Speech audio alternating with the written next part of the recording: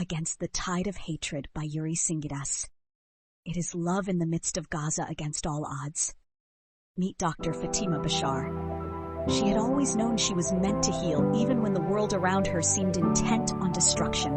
At 33, she was one of the finest surgeons at Al-Ahli Arab Baptist Hospital in Gaza, a place where hope flickered dimly amid the chaos of war. She had spent years training at Beth Israel Hospital in Manhattan, perfecting the art of saving lives. It was there, in the brightly lit corridors of the New York hospital, that she met Dr. Elijah Cohen, an ambitious and kind-hearted Israeli doctor, with a sharp mind and an infectious laugh. Despite the history between their people, their friendship had come easily.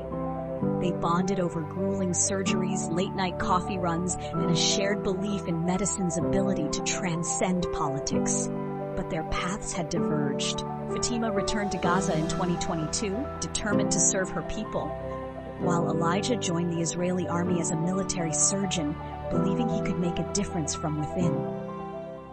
Then came October 7, 2023. Elijah had taken a rare break to attend the Nova Music Festival with friends, a brief respite from the heaviness of his work. When Hamas launched its attack, he was among those abducted and taken back to Gaza. Wounded and barely conscious, he was dragged into the tunnels beneath the city where he lay in darkness, his life hanging by a thread.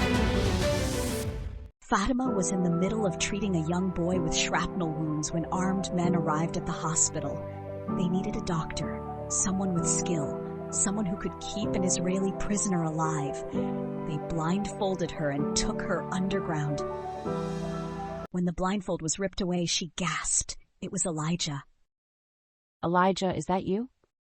Bloodied and weak, his face barely recognizable, but still him. The friend she had once laughed with, debated with, the man whose kindness had always set him apart.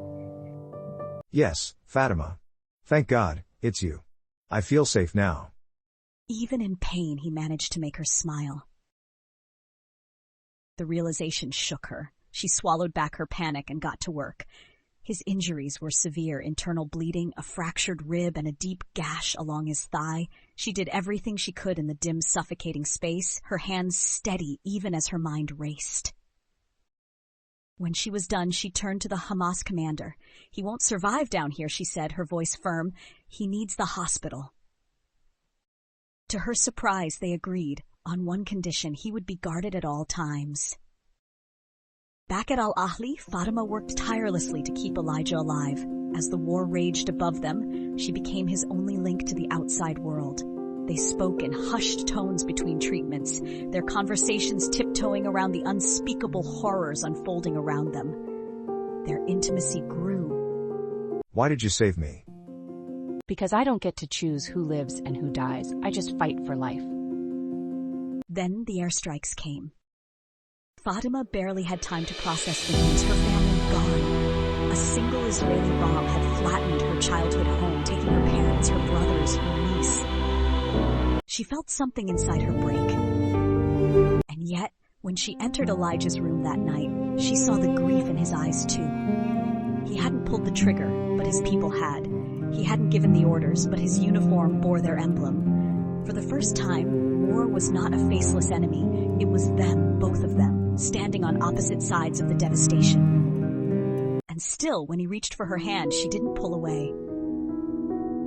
Love was not supposed to grow here, not in a war zone, not between two people whose nations had taught them to hate each other, but it did. Slowly, painfully, defiantly. When the time came, Fatima knew what she had to do. She had to get Elijah out. With quiet determination, she orchestrated his escape, but Elijah refused to leave without her. We go together. They crossed into Israel under the cover of night, surviving checkpoints and suspicion, desperation their only fuel. When they arrived at Elijah's family home, the reality of their love met its fiercest test. His parents were conservatives, their grief over the war carving their hearts into stone. They saw Fatima not as a woman, not as their son's love, but as an enemy. The whispers followed her everywhere: terrorist, murderer, infiltrator. She had saved their son's life, yet they could not see past their own pain. In the end, it was Elijah who made the decision. This isn't home. Let's go back to New York. Let's start over. So they did. They married in a quiet ceremony in Manhattan where the war could not reach them. And yet, it never truly left them. They carried it in the way they flinched at loud noises, in the nightmares that haunted their sleep, in the way strangers still asked, "How can you love each other?" But they also carried something else, a lesson, a truth. That love was not blind, it saw everything, the wounds, the scars, the history, and still it chose to exist. Against all odds, against the tide of hatred, it remained. And that was enough.